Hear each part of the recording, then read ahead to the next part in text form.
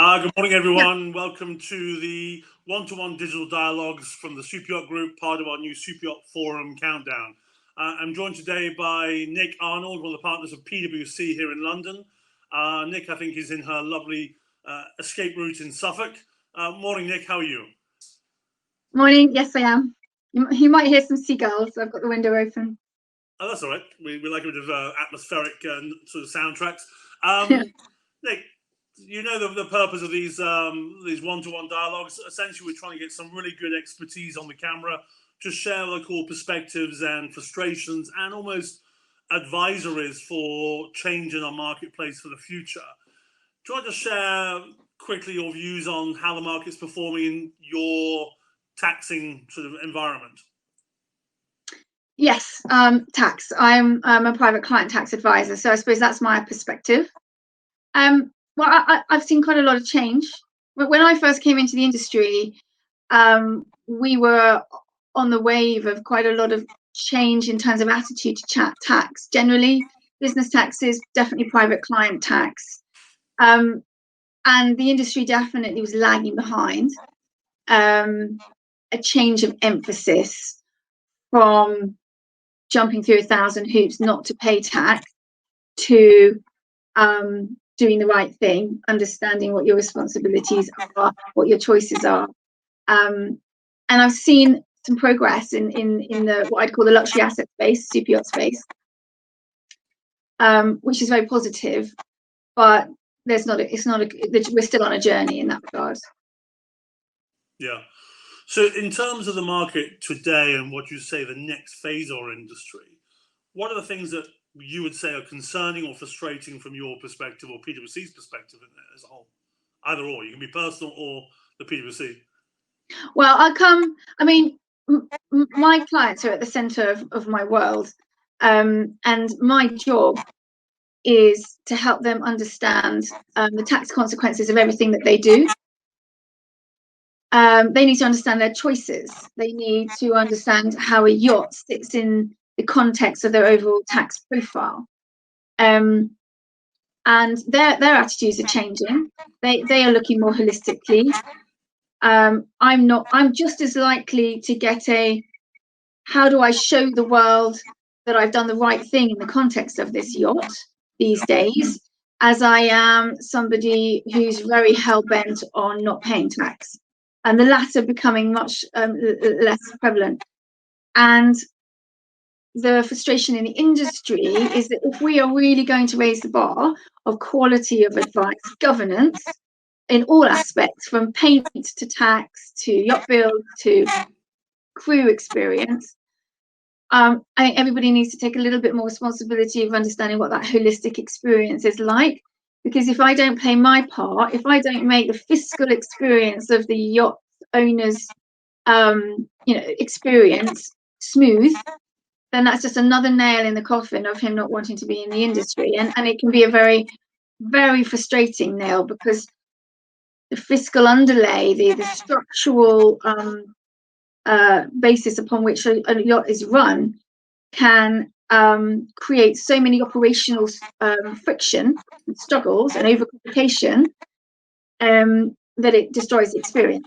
And that can go from one end, which is I've got an operating model here that somebody said I ought to have to make me get out of tax, and it just isn't the way I want to run my yacht, and it's taken me a few years to realize that, to the yacht captain having to do with an overcomplicated structure and not knowing which entity to raise an invoice in, or whose name it should be in, or what country it should be in, because the whole thing's overcomplicated. And then at the other end of the scale, maybe because of all that, and maybe because an overcomplicated structure hasn't been maintained, you get boarded by a customs authority when you're mostly enjoying your yacht, and the whole experience goes sour. Yes. Yeah. And that is the bit that I know everybody would want to avoid that, but there's quite a lot that goes into avoiding that. Yeah. So what causes the majority of the problems, you think, in terms of this structural, I'm talking about tax structure, not physical structure. What causes the biggest issues for the market? Is it simply as not the right advice, or not asking the right questions, or not listening? Not definitely. Well, maybe a bit of both, actually. But let's start with not knowing what you don't know, not knowing who to ask the right question from. So, my job is to empower my family office or my clients to ask the right question of the right person. Yeah. Now, they may be doing that from Australia or from America while the yacht is floating around in the Mediterranean. And they need quite a lot of education to do that from afar. Yeah. And know that actually it's absolutely the right thing to get a small tax advisor on the south of France to maybe do the nuances of importing your yacht using a French system, or filing a VAT return on a regular basis. They're the right people to do that, because that's the sort of thing they do day in, day out.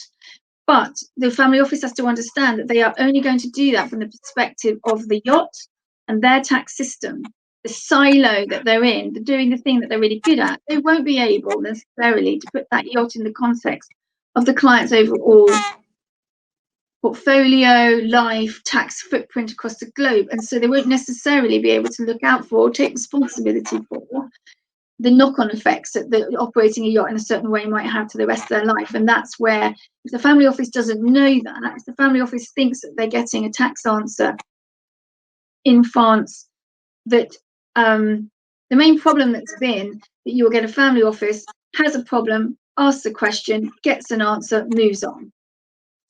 A few months later, they have a question, they have an issue, they ask a question, they maybe ask somebody else for the answer, they get an answer, they move on, and it's all very fragmented, and no one person in the chain is taking responsibility for the overall picture, and then things start to go wrong. Yeah. And I've got, last year, I had 2 clients. I mean, one yacht that was using, it was private, it was commercial, it was using the yacht engaged in trade, it was doing a bit of absolutely everything. Yeah. Because the owner did not really understand the difference between all the different ways of approaching your tax answer, how they interact, which ones are mutually exclusive, which ones can be combined. They didn't know that, so they'd layered bits of tax advice up on top of each other until they had a mess. They really did have a mess, and they weren't sitting squarely in any one given tax proposition, which was creating a massive risk for impounding the yacht, because any customs officer on the port side wouldn't be able to make head nor tail of how the yacht was operating.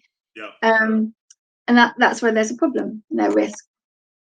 Okay, so these case studies keep popping up all the time. We hear about them all through the years of our conversations and other conversations with other tax advisors.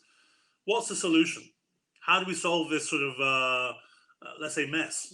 You called it a pickle earlier on to me on a Yeah.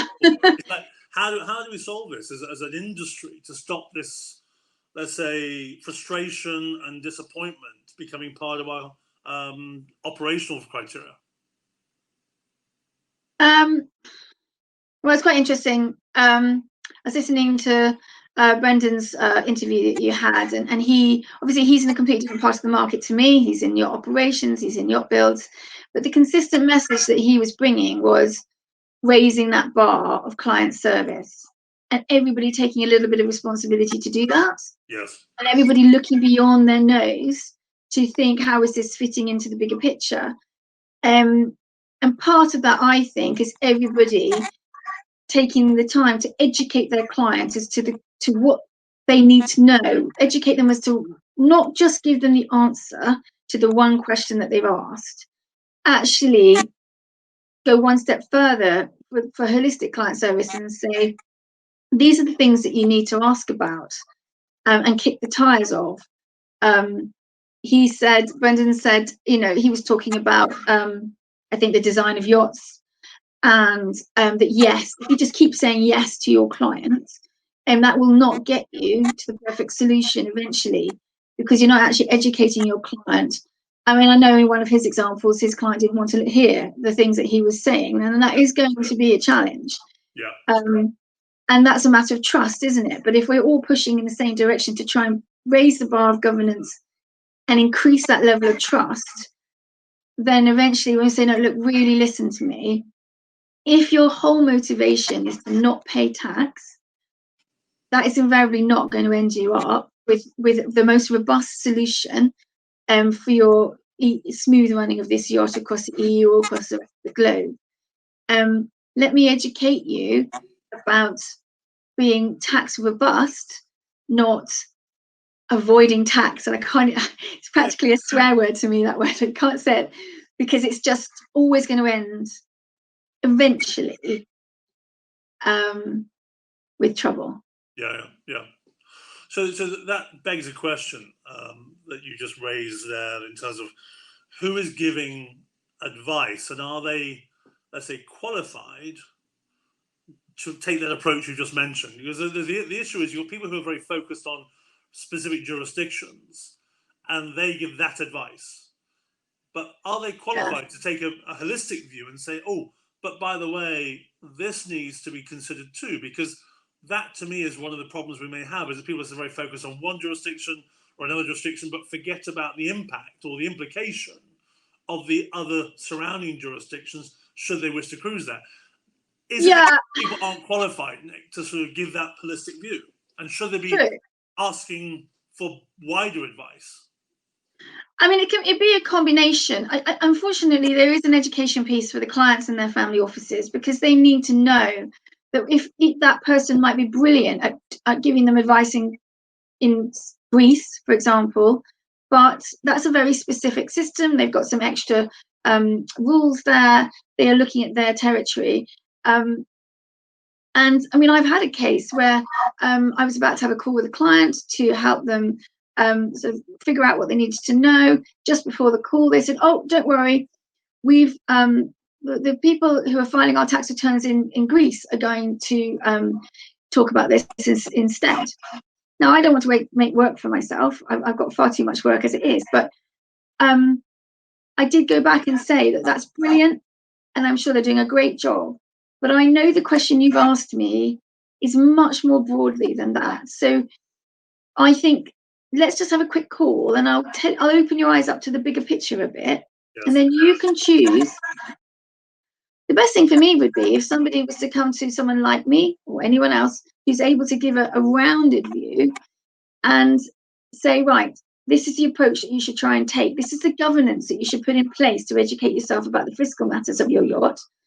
And then you don't need to talk to me ever again, because you'll know who to go to for what. Yeah. So I suppose there's an incumbence on the family office and the owner to want to educate themselves to that degree. And then there's a little bit about maybe providers in individual service sectors or jurisdictions to be a bit more transparent about what their niche skill set is. Yeah. Maybe there's a better network that we can create from a tax perspective, so that we know, actually, this is the way it goes in this jurisdiction, but do you know what? I think you ought to just check in France if they're happy with that, or whatever it might be. I mean, I had a client who was putting some art on a yacht, and which is about as niche as it gets in terms of the tax dynamics, but it's really important because the pieces were very expensive. Yeah.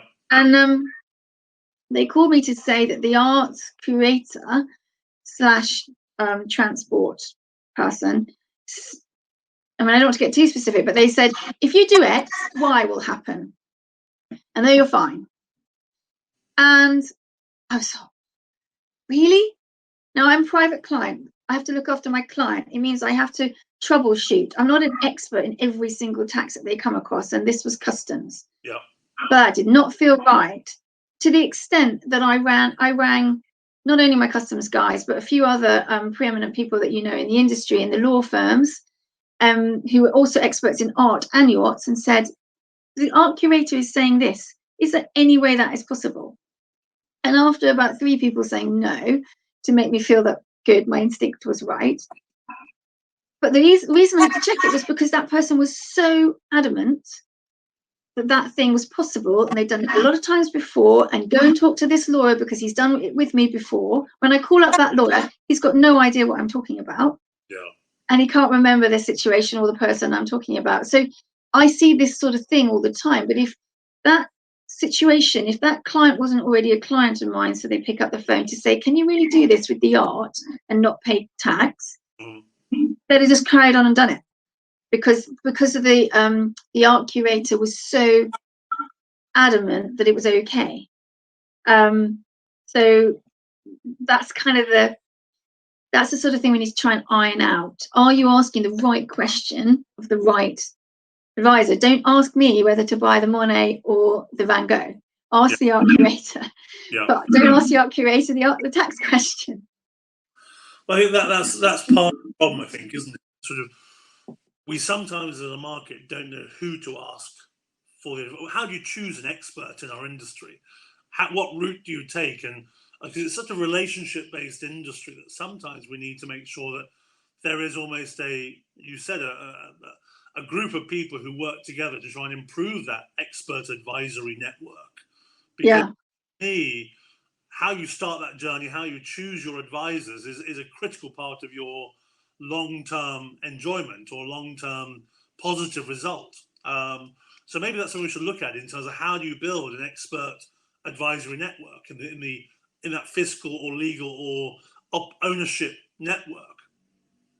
Yeah, and I think that to be slightly controversial, that will get easier, I think, as the tax landscape gets less schemy, if I might say.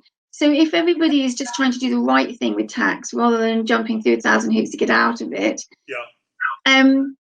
everybody will. That conversation will flow. So I had a conversation with a corporate service provider once that was lamenting the demise of the Maltese leasing arrangement and the fact that they would have less work. And I was thinking, well, what do you mean? You know yachts. You're brilliant with yachts. You know how to manage them. You just happen to have this arrangement that existed. It doesn't exist anymore, but it doesn't mean that you don't understand all the issues that yacht owners have in terms of structuring. And you have that you have the ability to be able to work with other advisors on giving holistic different tax advice. You could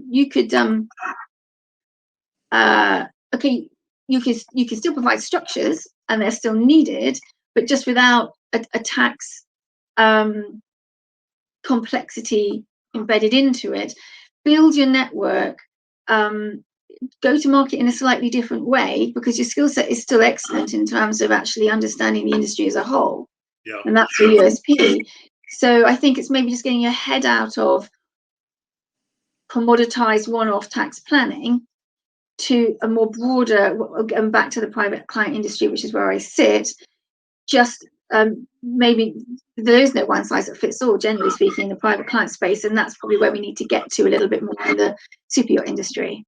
Yeah, I think long term, Nick, the tax landscape will become a lot less taxing and more, let's say, harmonized. Is that what you're expecting to happen? Or I'm trying to get my head around what do you think Brussels will do in the next few years based on Brexit, based on the landscape that we're currently in and schemes closing down? What's the next phase of our industry tax-wise? Well, that's a really interesting question, because of course so when you talk about tax, VAT and customs is just two taxes, ways of spending money to give to someone else. Across the plethora of income taxes and business taxes and all the taxes that are specific to any given jurisdiction, like in the States or Australia. So the harmonization of the indirect taxes of VAT and customs is something that everybody would love to have, especially when you're at the coalface.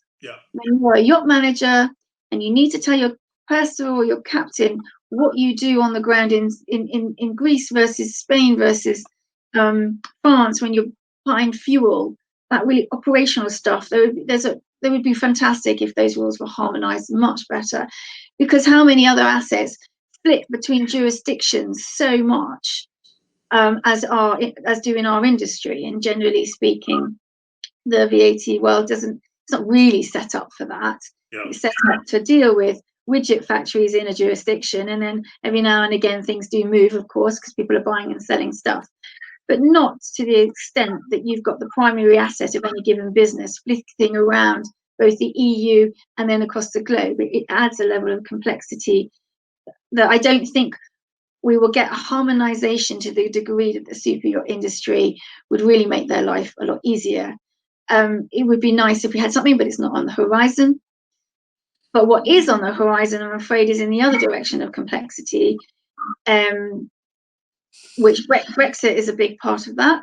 Yeah. In my practice, I don't just look after yachts. I look after the families, and so in that regard, it's with the art and the aircraft and the houses and the people that are moving everywhere. So Brexit, in that regard, moving your piece of art from your London house to your French house onto your yacht and to the States and then back again, and then Brexit sort of happening in the middle. I can't wait for the 31st of December, because at that point when I might know how hard is my Brexit going to be, and what can I tell you about the Isle of Man, yes, the UK, Gibraltar, the Channel Islands, where do they stand? So that complexity, I'm afraid, is only going to go up in the short to medium term, due to us not knowing how hard it's going to be. The other complexity that maybe,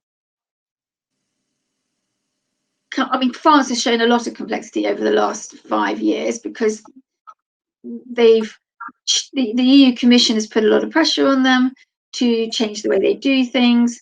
Then in some regard, they've gone even stricter. We saw a lot of shenanigans with employment taxes, with crew, changing of the mind. We never know who's doing what with fuel.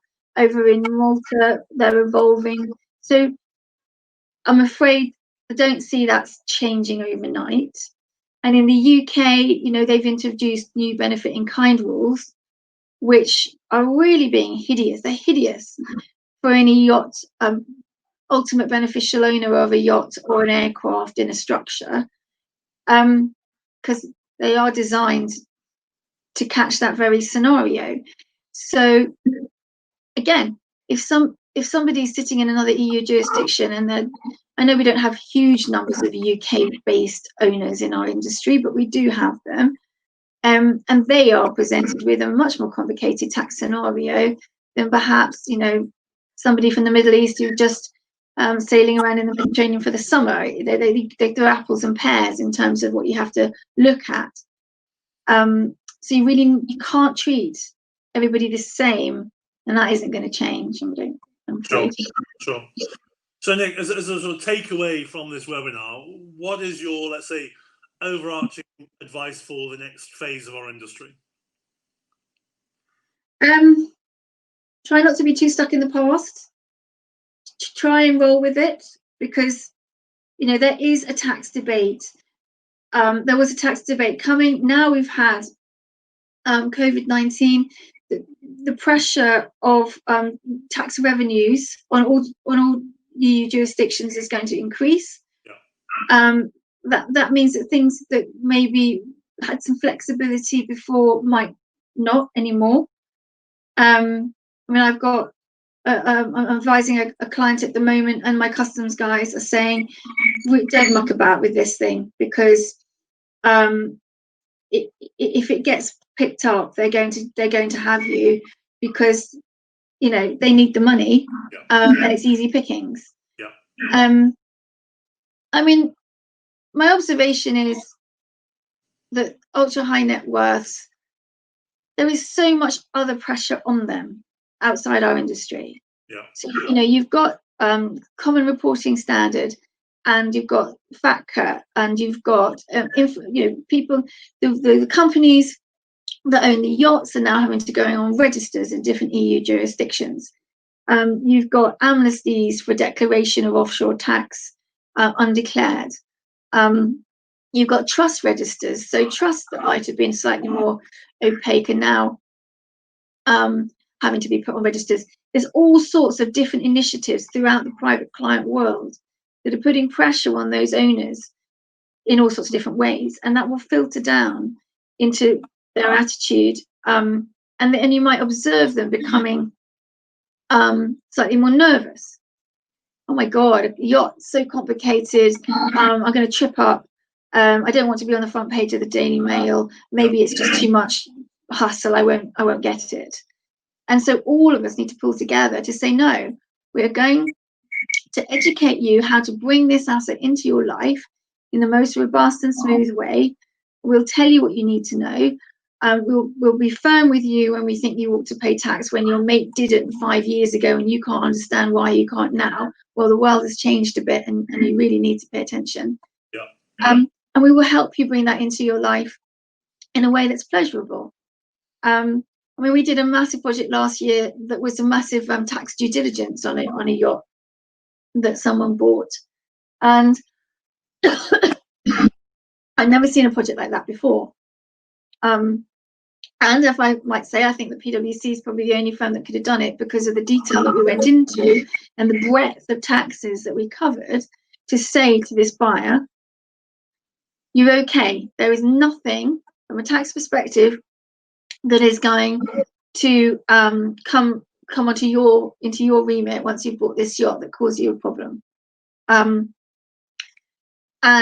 you know, I've got another client that's actually said to me, right, tell me how I can tell the world that I've done all the right things with this yacht. How do I get that out there into the market?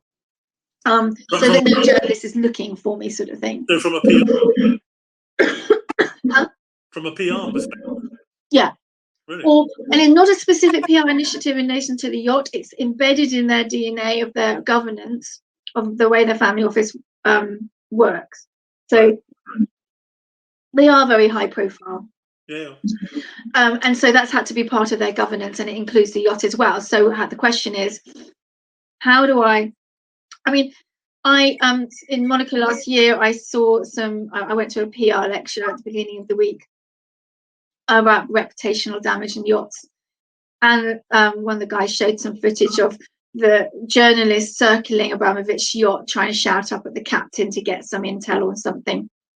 I think at the time Abramovich was having issues with his immigration and his visas. Yeah. And they just thought that because he had a yacht, he must, you know, that everything about him must be iffy. And the yacht represented that as a concept. Yeah. And that's a bit that we need to break down. Yeah.